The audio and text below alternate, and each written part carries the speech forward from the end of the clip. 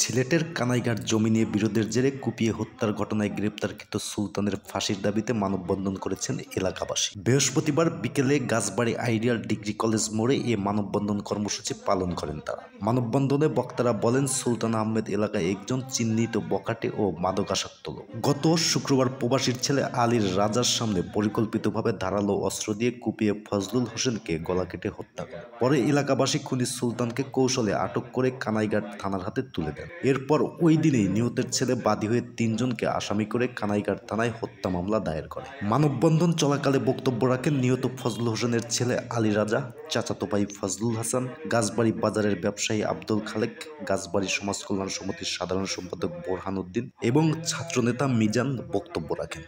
এটা শুনে আমরা সবাই মর্মাহত। আমরা এলাকার পক্ষ থেকে জোরালো দাবি জানাচ্ছি, এই খুনি সুলতান আহমেদকে দ্রুত, সে এখন বর্তমানে জেলের মধ্যে আছে, আমরা প্রশাসনকে।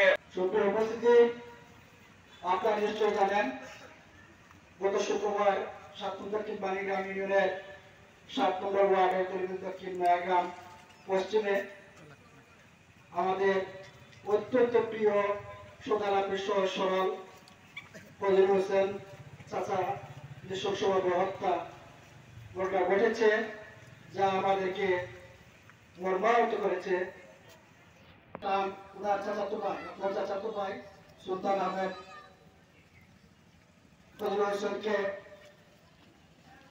রামদা দিয়ে কুপিয়ে হত্যা করেছে, যা এলাকাবাসীকে মর্মাহত করেছে। কানাইঘাট বাসী এমন কোনো মানুষ আমার চোখে পড়েনি। ফেসবুকে বিভিন্ন মিডিয়ায় আমি দেখেছি অনেকেই মর্মাহত হয়েছেন।